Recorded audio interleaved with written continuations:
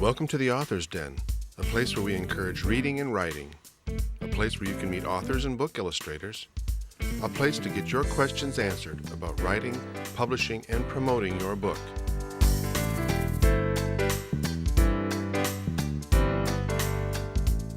Well, hello and welcome to this edition of the Author's Den. Glad you could be with us today. My guest is Melvin Foster, author of Shaking Hands with Lefkowitz. Glad you could be here today. Thank you very much. Nice to be here, Mike. Well, tell me a little bit about yourself. You're a new author to me. I am a new author. I actually grew up in the Detroit area, born in Detroit, and worked at J. Walter Thompson for 21 years. It's kind of a large ad agency. And while I was there, I wrote novels by waking up in the morning for an hour and a half before work. And none of them got published. And 3 years ago, right after September 11th, I decided that it's time to step away from full-time advertising and take a real stab at writing. And that's when I sat down to write this book. So it sounds like you've written on and off over the years. Yes, an awful lot. But when you were younger, did you have a favorite author or books that might have inspired you? You know, I hate to admit this, Mike, but as a young child, I was the world's worst reader you could ever come across.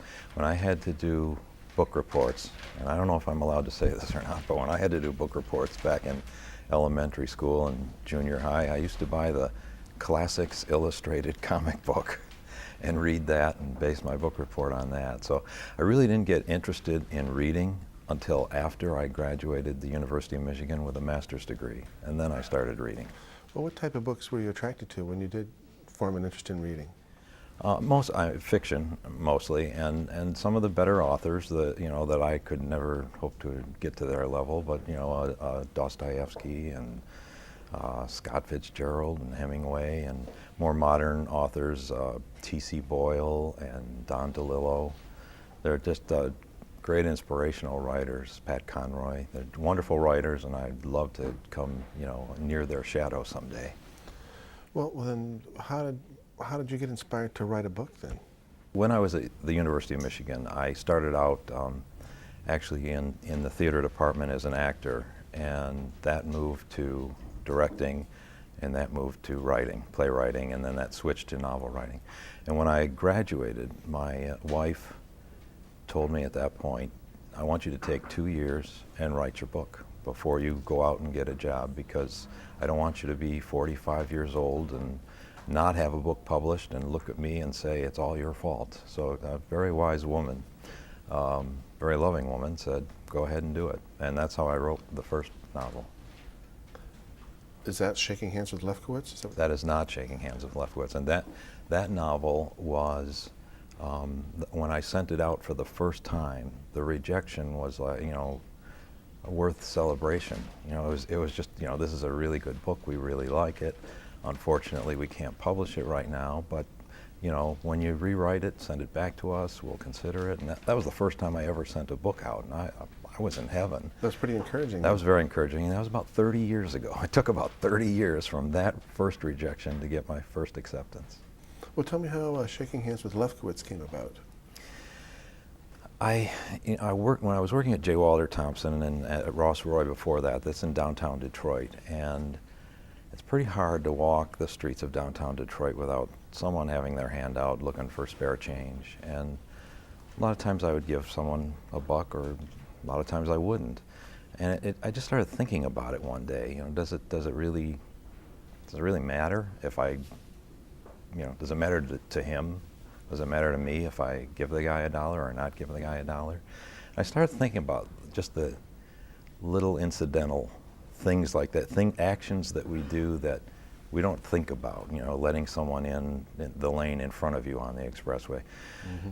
And I was wondering, do all these little things add up somehow and kind of make our destiny, all these little things?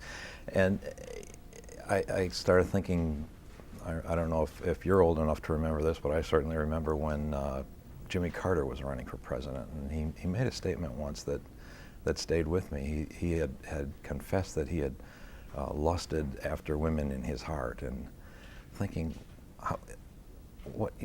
could he actually have an impact on someone's life just by thinking about them. And so I kind of pictured this vast kind of connectedness that we all have.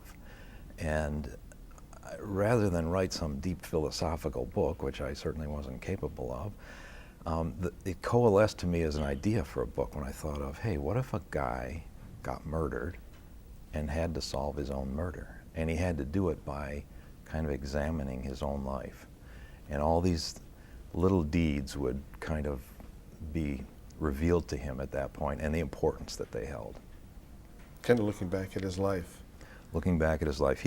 The guy who got murdered is a lawyer. Alan Borman is his name. And so when he meets with Lefkowitz, who is his kind of heavenly detective, who is there to kind of walk him through, he's kind of like, you know, the Dennis Franz of NYPD Blue, but he's, you know, he's not an earthly detective. Is this an angel? It's hard to say what he is, but we can call him that. Okay. And he's walking him through the investigation. He said, well, you have to solve your own murder. And Borman, who's a lawyer, said, well, we do that by kind of means, motive, and opportunity, right? And he said, no, not really. We do that here a slightly different way. And the best way to start solving your murder is, let's think about the worst things you've ever done in your life. And can I stop you for a second then? I confess I haven't read the whole book, but I've been reading it, and I see that the term incidents are used often, and I see the reference to an angel. Are the incidents what you're talking about when he's looking back and reminiscing at his life? Or, Absolutely. And also, I'm sorry, who is the narrator in the book? Is there a narrator? Well, are we still rolling? Sure. Okay. Yeah. The incidents that are in the book, that are referred to in the book, are these tiny.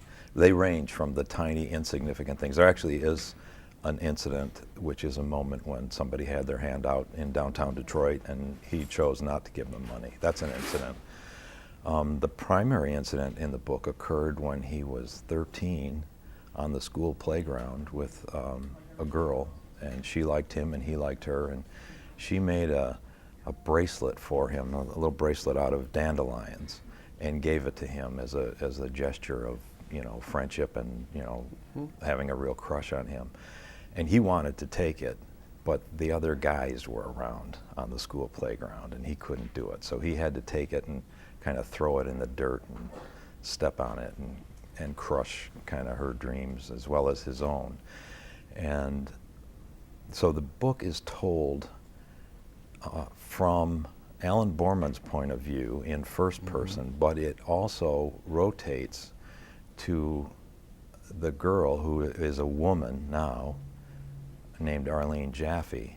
So we have Alan Borman in first person, and then the next part of the book will be Arlene Jaffe as an adult woman going through her life. He's examining his life from the other side, and she's examining her life on Earth.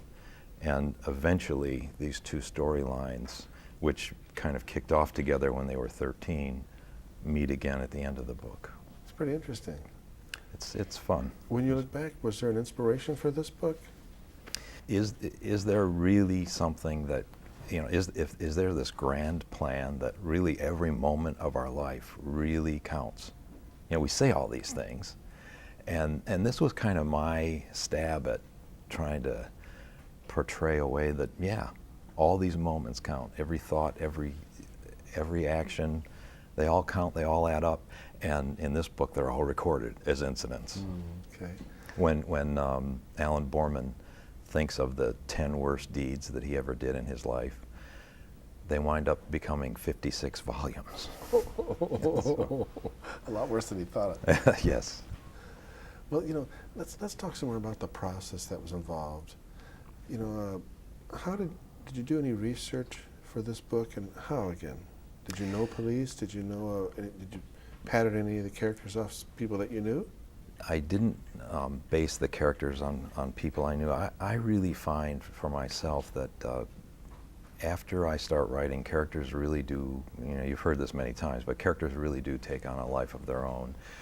And in fact, if I can skip ahead for a minute, I wrote after Lefkowitz, I've written a murder mystery, and I couldn't figure out as I was writing it who actually did the murder, and I finally got to a point where I said, okay, she did it, and I'm going to write the confrontation scene tomorrow morning. And I sat down to write it, and as I was writing the confrontation scene and all the evidence and all the proof was laid out for this woman, she talked her way out of it as I was writing it. So characters do take on a life of their own, and it's very interesting. I did not do a whole lot of research because a big bulk of this book takes place kind of in the other world, in the other realm, and I found that as I sat down to imagine it, I would have him in rooms where if he wanted to, the walls would expand, or if he thought a chair looked uncomfortable, but he sat in it, it would become the most comfortable thing in the world. So there was always flux and flow and motion, and colors of rooms he were in would change color according to his mood. And all these things it just kind of flowed naturally as I was writing it, which was kind of a scary notion. You know, I was saying, wait a minute, have I been there before? Do I know this? It sounds pretty liberating, like you had a lot of freedom when you were writing. A whole lot of freedom, yes. The first time I wrote, the first 2 or 3 novels that I wrote, I outlined them, boy, in great detail. And what I found was when I got to about, page 50, and at that point, you know, X was supposed to happen. Again, like with the murder mystery, the character didn't want it to happen, and something else happened instead. Well, the rest of the outline was then useless.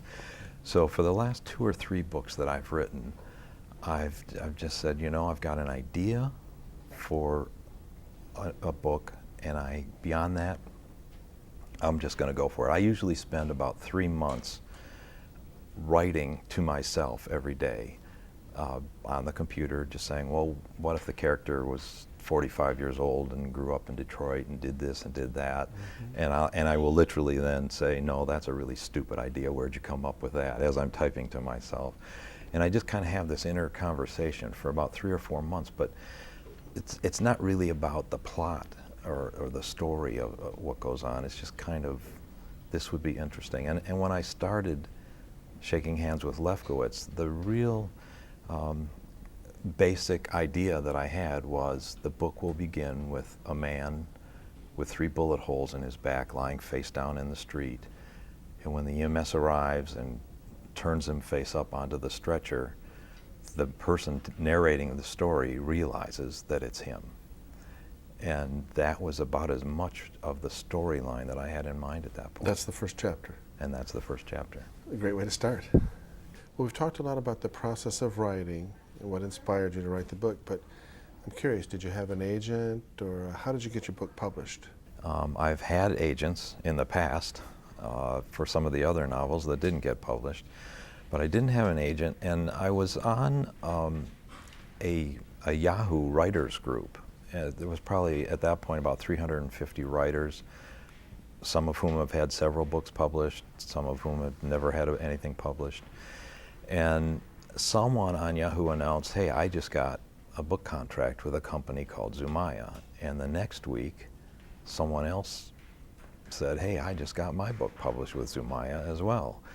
And the next week, someone said, hey, I was going to get my book published with Zumaya, and they said, we're closed for new submissions. And of course, being a contrarian type guy that I am, I thought, all right, well, if they're closed, that's the perfect time for me to send mine in. And I wrote a letter, and they said, okay, fine, we'll take a look at it, and they accepted it. So okay, that's great. You mentioned that you had agents for books that weren't published, and you didn't have an agent for the book that was. Talk some more about that. The internet has just changed an awful lot of the world out there, as we all know. There is something released every day, 5 days a week, called Publisher's Lunch. And that's an email that goes out to a list of people who would subscribe to Publishers Weekly. And in that, they announce all book deals from all the publishing companies. And when my book deal for Shaking Hands with Lefkowitz was announced in Publisher's Lunch, that day I got 3 emails from film producers who said, boy, this sounds interesting. And the description of the book in Publisher's Lunch was just 2 or 3 sentences. So I assume there are film producers who kind of probably do this for every book that's announced there, and they just wanted to know a little bit more. And I kind of use that to say, wow, 3 people are interested in this book, and I got a film agent out of the deal. So, Oh, great. and he's been shopping it around as a possible film script. Hasn't been optioned yet, but It has not been optioned yet. still, that's exciting. Yeah, no, it felt very good. That's yeah. great. Well, congratulations there too. Well, thank you. Got a lot going on. How have reviews been for the book? I've been very pleased that it's a 5-star average on Amazon, which is as high as you can get. Midwest Book Review gave it a 5-star, and a couple other authors have given it a 5-star. It's been very gratifying. Now, I understand that have you received some accolades as well, other than reviews, an award, or? Zumaya Publishers, when they accept a book, it's as a file, a computer file, which can then be sent to the printer, and they do that, what's called print-on-demand technology. So they print the paperbacks as they're ordered, and they also make it available as a download to people with, I think even iPods, but Palm Pilots or ebooks. And there is an award for downloadable books, for ebooks, and for the year 2003, it's called the Dream Realm Awards. And I believe there are probably 8 to 10 first place categories within it, and Lefkowitz won for the fantasy category, which was great. You did advertising work when you were younger. It was your first career. Are you still employed in that regard? Because I don't exactly make a fortune, because it's not a bestseller, Lefkowitz. Hopefully this interview will change that, of course. But I do some freelance advertising writing for some of the firms around Detroit. And I also do voice work, some for commercials, some for the industrial films that we do. And I've also narrated several books on tape. Any titles we might be familiar with? The first one I did actually was Firehouse by David Halberstam. He's a Pulitzer Prize-winning author, and it was about a Manhattan firehouse that responded on 9/11. And the last one I did is a murder mystery by Lauren Estelman, which takes place in Detroit. Lauren Estelman's a Detroiter, called Retro. So that was fun. And what's your role in those? I am the voice talent. So Firehouse was pretty much a nonfiction, just kind of a straight narration. And Retro is a murder mystery. You've got a whole assembly of characters, and you have to kind of nuance your voice a little bit to play all the different characters. Yeah. So back to my University of Michigan acting experience, it comes into play there. What's been the hardest part about being a writer? Unlike my job in advertising, if I came up with an idea for a commercial, I could have 8 people to bounce it off of. And if they all liked it, of course, I could always have the client who could look at me and say, that's the dumbest thing I've ever seen, get out of here. So there's all kinds of feedback. Well, when you think about writing a novel, you're investing, when I wrote Lefkowitz, it was full time, so I invested about 6 months, 5-6 hours a day writing before I showed a word to anybody. So there's no feedback. And if you ever get the sense, and any normal paranoid writer often gets the sense that, oh my God, am I off course? Am I ruining this thing? I don't know. When that feeling strikes, there's just no way. You just kind of have to slog through it until you get to the end and show it to someone. I always show it to my wife first, and you just pray.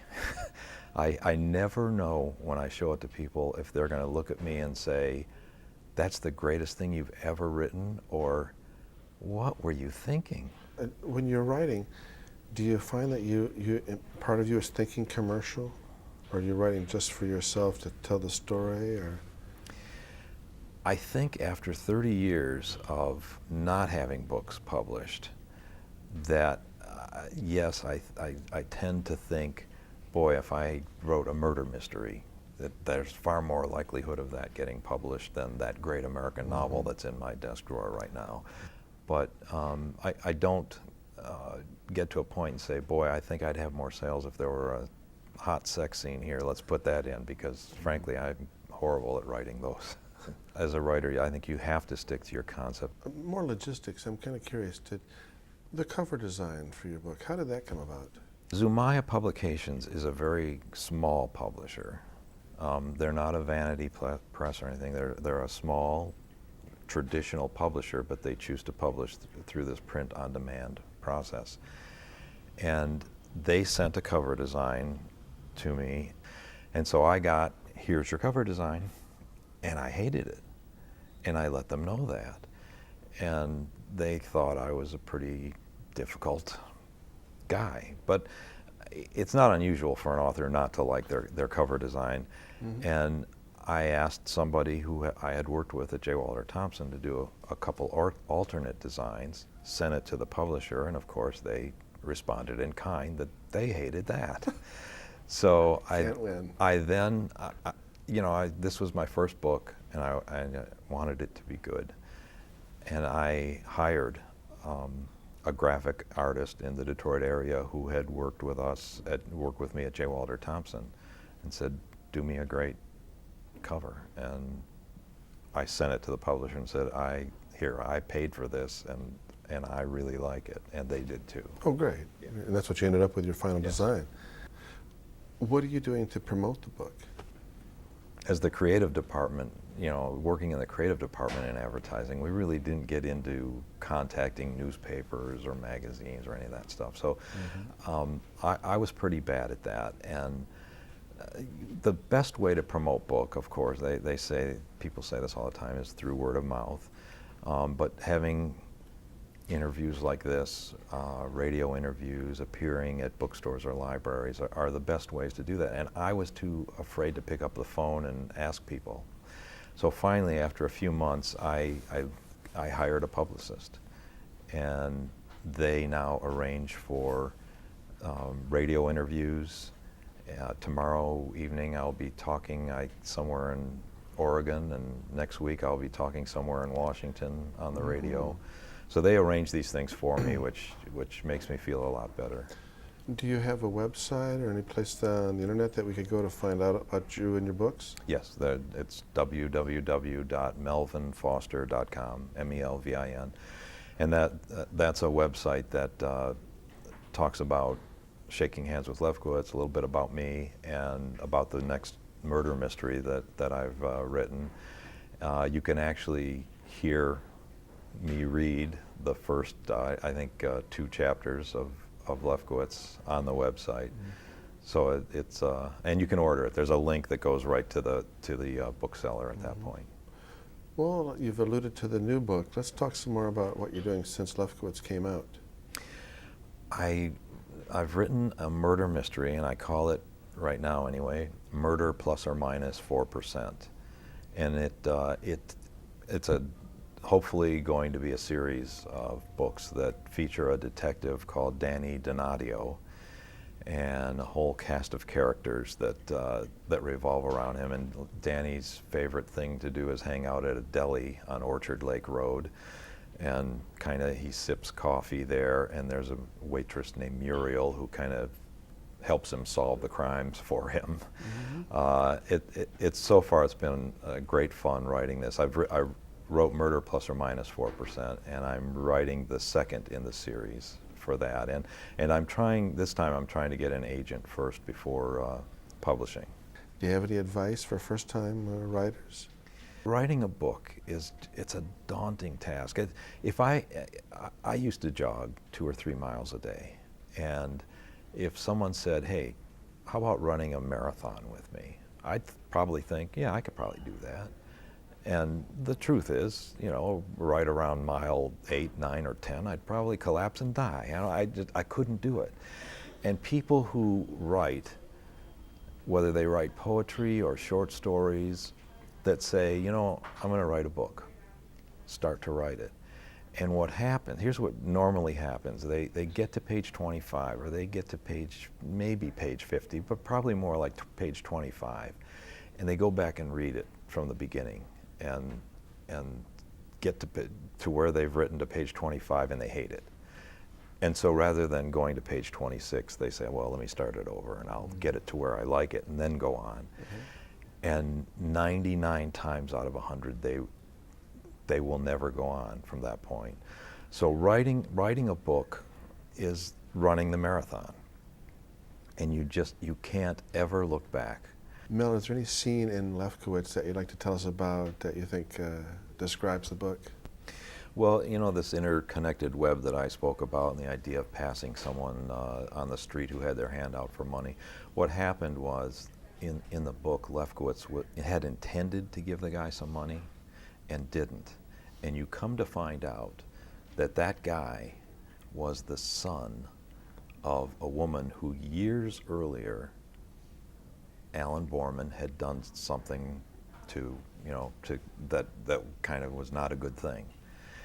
And if he had given the guy on the street with his hand out the money, he would have redeemed himself for that act several years ago. So that's kind of what I meant by the interconnected web of incidents. Is that part of the theme of the book too? Redemption? The incidents that take place, can you change the outcome? Yes, in a word, yes. I don't know how much you can shut me up at any time, but in the book, you get into the fact that his worst deeds are 56 volumes, and you come to discover that you can lower the amount of bad deeds that you have, and there are various ways of reducing the amount. And it's implied somewhere along the way in the book that kind of the way to get better and better and better is to reduce all of your bad deeds down to as few as possible, and that the holiest people in the world probably have fewer than 10, but maybe didn't get there all at once. You've really got my curiosity piqued. I'm really curious now. If there's something that you hope people will take away after they've read the book, that they'll a message that you're hoping they'll get? A lot of people that have read the book have said, some in a positive way and some in a negative way, have said, boy, reading this book has made me think about what I say to people, the things I do to people, and wow, even things like letting someone cut in front of you on the expressway. I think about those things now, and again, some people say, wow, thank you for that. And some people say, dang, why'd you do that to me? You've complicated my life even Yes. more. Yes. I'm kind of curious, have you read any good books lately? Do you read books for pleasure? I read tons of books for pleasure. I've switched from the more serious kind of book to a whole lot of detective books, because Murder Plus or Minus 4% is my first murder mystery. So I've been reading a lot of them lately. Lawrence Block and Michael Connelly, Harlan Coben. These are all names I'm going to have to do some research on. Those are all murder mystery writers. If you're not reading murder mysteries, what do you read for pleasure? I like books like books by Don DeLillo. I have read The Brothers Karamazov about 7 or 8 times. I kind of like the deeper, heavier philosophical books. Not saying that I necessarily understand them, but I do appreciate that. And I just love beautiful language. I think Pat Conroy writes some of the most beautiful language there is. That was the Prince of Tides fellow? That was the Prince of Tides and Beach Music. Yeah, wonderful writer. I think I'm going to be doing some homework on the authors that you've mentioned as well, so I really appreciate you introducing me to new authors and new books. Oh, great. Well, Mel, thanks a lot for being on the Author's Den today, and I wish you a lot of success with your book, and I'm really eager to finish reading it. Thanks for your time. Thank you, Mike. Appreciate it. My pleasure.